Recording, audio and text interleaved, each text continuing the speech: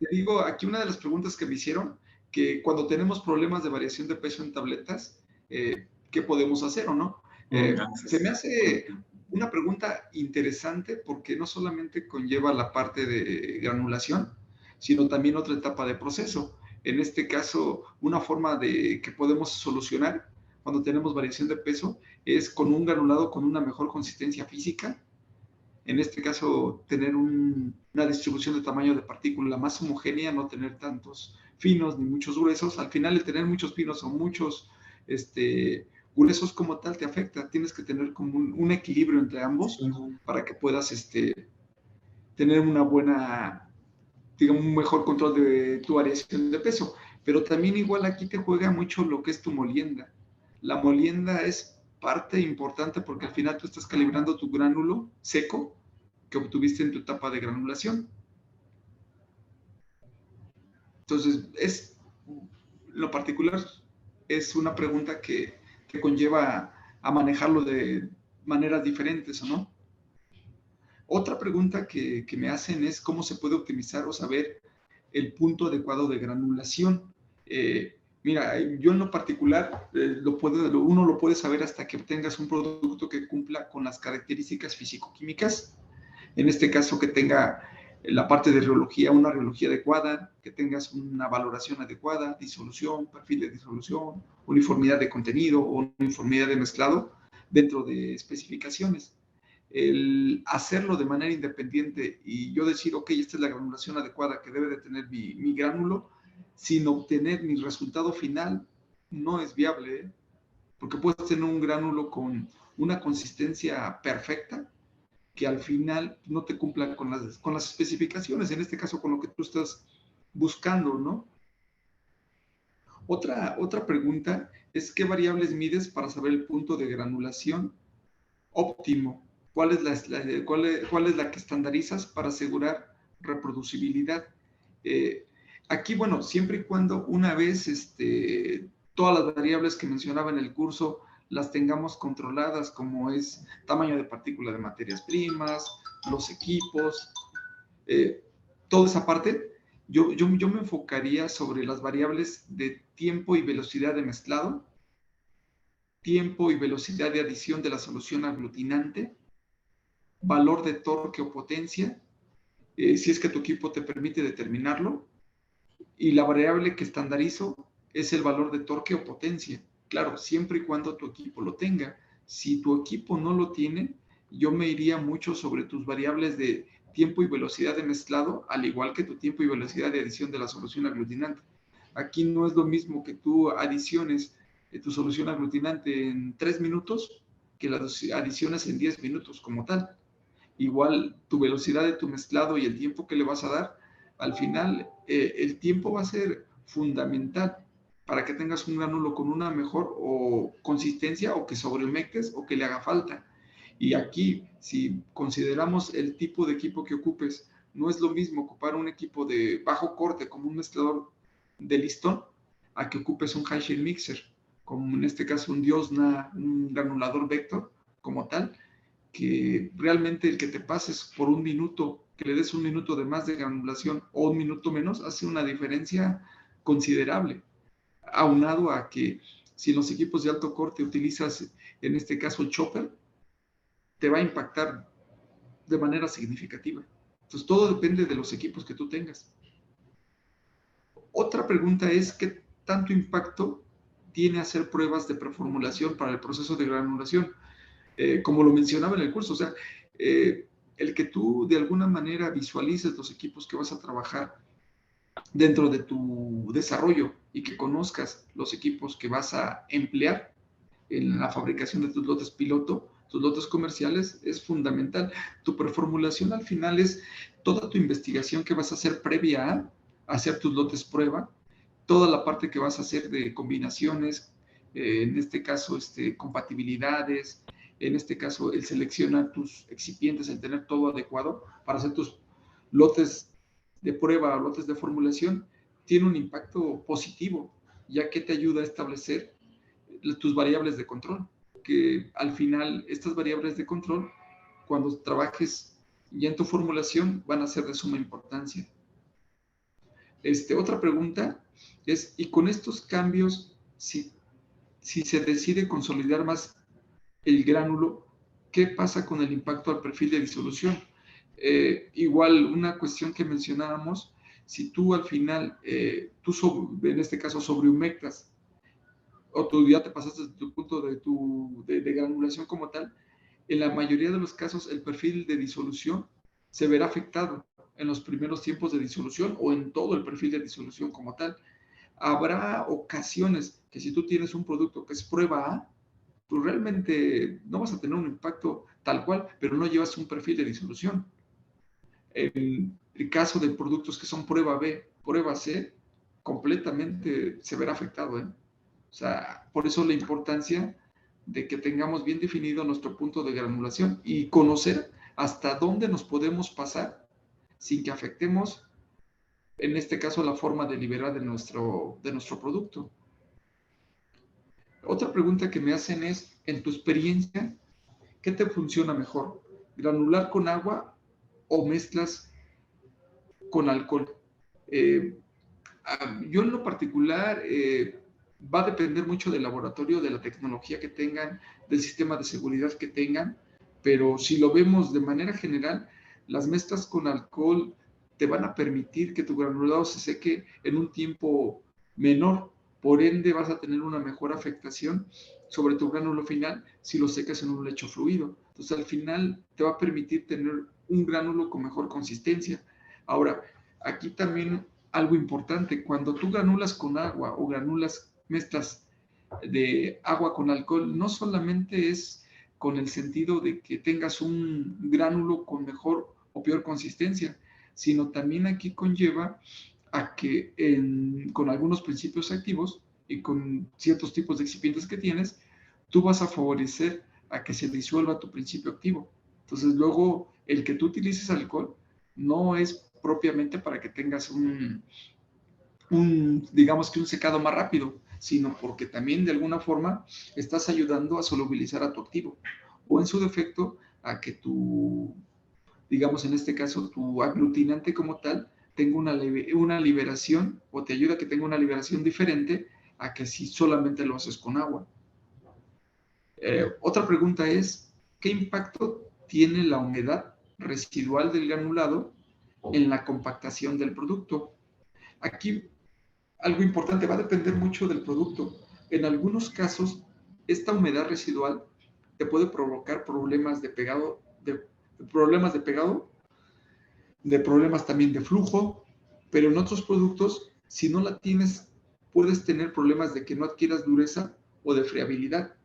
Y algo también importante con tu humedad residual, para algunos productos, cuando tú pasas, digamos que a compresión, no tienes tema, pero cuando estas tabletas las llevas a recubrimiento y tu producto como tal requiere cierta humedad para que la consistencia del mismo núcleo como tal se mantenga durante el recubrimiento, vas al final, digamos, al final vas a tener que tener un poco de humedad residual. En algunas ocasiones no va a ser bueno, pero va a depender mucho de tu producto.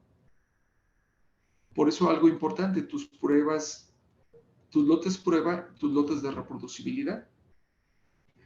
Otra pregunta que me hacen es, ¿la optimización se podría hacer usando una gráfica de torque contratiempo? Sí, sería lo ideal. Si tienes un equipo que te permita medir el torque, ya que con este valor podrías establecerlo, perdón, como un parámetro crítico para detener tu granulación. Sería lo ideal. Nosotros en lo particular, bueno, donde estoy yo ahorita, pues sí medimos el torque, los equipos lo tienen, entonces de alguna manera podemos establecerlo así, pero me ha tocado en algunas empresas donde no se tiene y pues te basas mucho con tu consistencia, ¿no? Otra pregunta ¿es posible detectar, ¿es posible detectar el punto de granulación con ayuda de un reómetro? Eh, Te soy sincero, nunca lo he utilizado, pero considero que sería muy interesante evaluarlo y ver reproducibilidad y tiempo empleado para su determinación en caso de que tu equipo de granulación no tenga cómo determinar la potencia. ¿Por qué? Porque aquí al final el equipo es externo a lo que tú estás, al que tú estás empleando para granular. Entonces, tu muestra la tienes que tomar y llevártela. Solamente que tú tuvieras tu reómetro dentro de tu área que te permite hacer la determinación de manera directa. Yo en lo particular considero que la potencia o torque la debes de determinar en el equipo donde estés granulando, ya que una vez que llegas al punto de granulación, detienes el proceso y continúas con el tamizado molienda de la mezcla de polvos húmeda. Aquí, si tú dejas mucho tiempo tu granulado húmedo en tus equipos y tu determinación es muy tardada, ya tu consistencia de tu gránulo, cuando lo quieras tamizar o moler, en muchas ocasiones es completamente diferente al que tú obtuviste en tu punto de granulación. Entonces, te va a ocasionar ciertos problemas que realmente si tú continúas tu proceso de manera continua. Entonces, es muy importante aquí mejor tratar de hacerlo por el equipo para que tú continúes de manera, eh, digamos que continua y no te detengas por una determinación de este tipo. Otra pregunta es, ¿el ente regulador, si permite dentro de la formación no especificar una cantidad fija de solución aglutinante o es necesario estandarizar esta cantidad en tus lotes industriales? Bueno, yo en lo particular te recomiendo que dejes una cantidad estandarizada, pero que al final de tu granulación indiques que se verifique la consistencia del granulado y en caso de que se requiera se mezcle y o adicione más solución para llegar al punto de granulación. Tampoco puedes dejarla completamente abierta. Si tienes que partir de una cantidad base y solamente vamos de alguna forma a dejar una pequeña cantidad al final en caso de que se requiera. Pero, ¿a qué me refiero yo? Tú cuando fabricas tus lotes piloto, lotes de transferencia, lotes de validación, ya tienes que tener estandarizada. Y solamente en caso de que llegas a tener que te llegaras a tener una materia prima con una distribución de tamaño de partícula diferente o algo, que te diera como que esa apertura de poder adicionar un poco más. Pero uno lo que esperaría es que prácticamente todos tus lotes, con la cantidad estandarizada que se estableció, con esa tú pudieras granular sin ningún problema. Y solamente cuando viniera algo diferente, tuvieras como que esa apertura. Claro, la vas a poder adicionar, pero vas a tener que notificar. En este caso vas a notificar, si estás en el área de desarrollo, vas a tener que notificar, en este caso, a tu responsable sanitario, a la gente de calidad. Si estás en producción, tendrás que igual que notificar, diciendo que hay algo diferente que no te permite poder llegar al punto de granulación adecuado. Una pregunta que me hace igual aquí es, ¿cómo es mejor granular, adicionar el aglutinante en una solución o en seco, mezclando y después adicionar el solvente? Yo en lo particular lo he hecho de las dos formas y considero que ambas son adecuadas, son buenas. Solamente que cuando adicionas el aglutinante en seco, tienes que mezclar el tiempo suficiente con el solvente para que garantices que se lleve a cabo la activación completa de tu polímero en la granulación húmeda, a diferencia de cuando tú disuelves el aglutinante. Aquí tomemos en cuenta que los aglutinantes como tal, vamos, si yo ocupo una HPMC como tal, y si estoy granulando con una povidona K30, el tiempo que voy a tardar para activarlo en seco de uno a otro va a ser completamente diferente por el peso molecular que tienen. O sea, si yo ocupo unos 3 minutos, no sé, para activar mi HPMC, va a ser un tiempo insuficiente a comparación si lo hago con una povidona K30, que tiene un peso molecular distinto, un peso molecular más pequeño a comparación de un HPMC. Entonces aquí es sumamente importante que tú evalúes, si lo vas a hacer en seco, el tiempo que tú requieres para poder activar completamente tu polímero en seco, para que garantices que después no tengas un problema que comúnmente se le llama maduración en tus tabletas o de tu polvo como tal, que al final a qué conlleva, ¿no? Que si tienes una dureza de 10, después de un tiempo, ya no tienes tabletas con dureza de 10, ahora las tabletas tienen una dureza de 18 o 20. ¿Por qué? Pues porque hay una maduración. La activación del polímero se va dando con el tiempo, porque no se activó correctamente desde el inicio. Ya se empieza a tener problemas de desintegración, de disolución, pero es por eso, porque no activamos correctamente el polímero desde un inicio. A diferencia si lo haces, si lo disuelves completamente desde el principio, ¿no? Otra pregunta que me hacen es, en tu experiencia, ¿cuánto tiempo se requiere en un mezclador Hi-Shield Mixer y cuánto en uno de listones?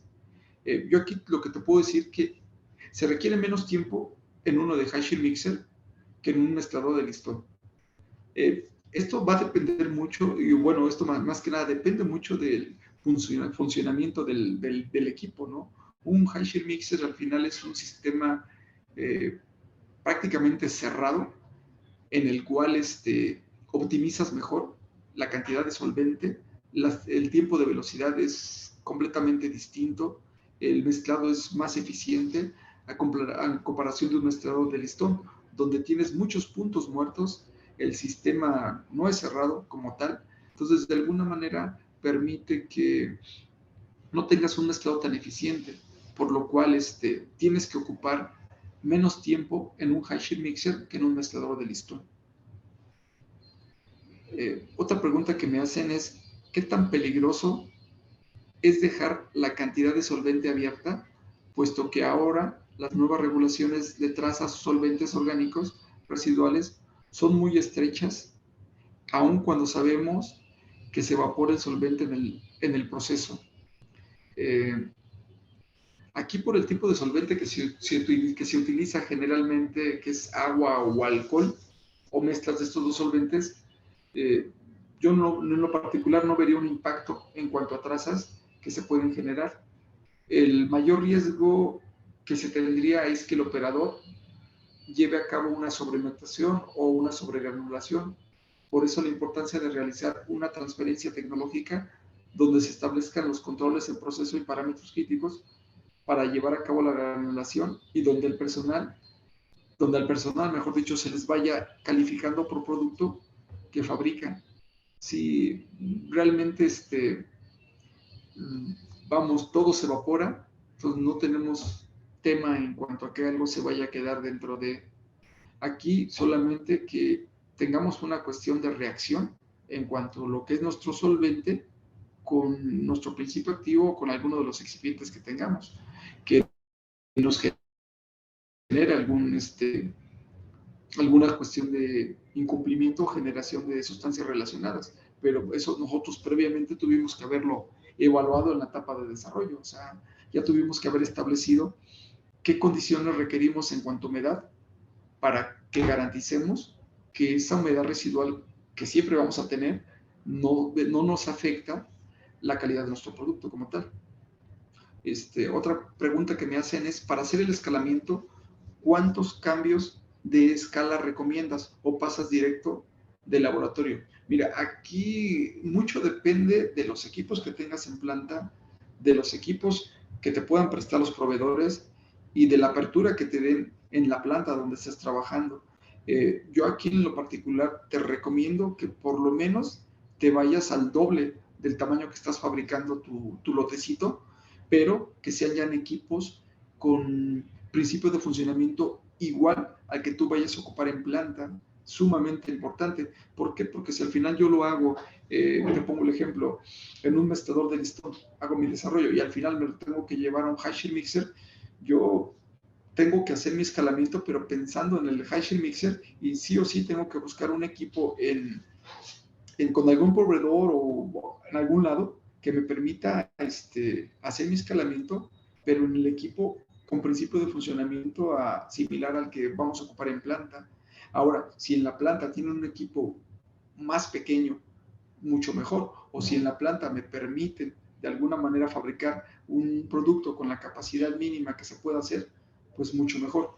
Aquí yo en lo particular te podría decir, por lo menos vete al doble, pero si se puede, pues vete a la mitad del tamaño del lote que vas a fabricar en planta, para que tengas una mayor cantidad de datos que te ayuden con tu producto. Ahora, si tú vas a escalar o vas a hacer lotes de reproducibilidad como tal, no hagas uno.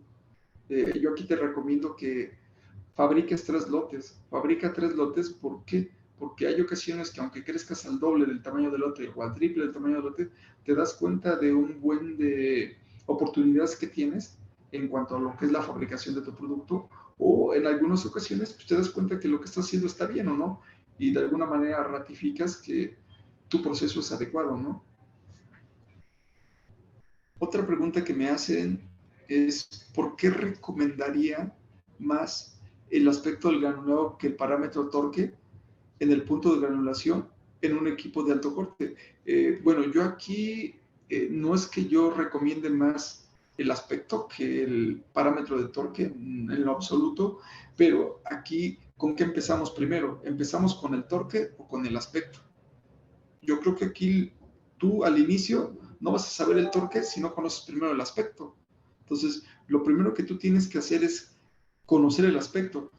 El aspecto de tu granulado, aquí en este caso, si tu equipo tiene para determinar torque, te va a servir más el valor que el aspecto del granulado, siempre y cuando hayas establecido previamente el rango de torque que debe de tener tu granulado en base al aspecto de tu mezcla de polvos humectada. Es decir, o sea, primero tengo que conocer el aspecto, saber qué valor me da de torque, con eso ya establecer en varios lotecitos como tal qué torque me va dando con el aspecto que voy requiriendo. Y también algo importante aquí, no es lo mismo que yo fabrique un lote a que yo fabrique 5 lotes como tal en el mismo equipo. El torque como tal va a cambiar. El torque no va a ser lo mismo en el primer lote que en el quinto lote. Yo tengo que establecer un rango, pero para eso tengo que ir evaluando cuántos lotes voy a fabricar, si va a ser solamente un lote o van a ser varios lotes, para que yo pueda de alguna manera establecer y generar un histórico con valores de torque de acuerdo al aspecto que debe de tener mi granulado, para que yo ya ahora sí con eso pueda definirlo en mis directivas y pueda ya indicarle a producción que el torque que debe de tener mi producto debe ser de tanto a tanto, ¿no? Gracias.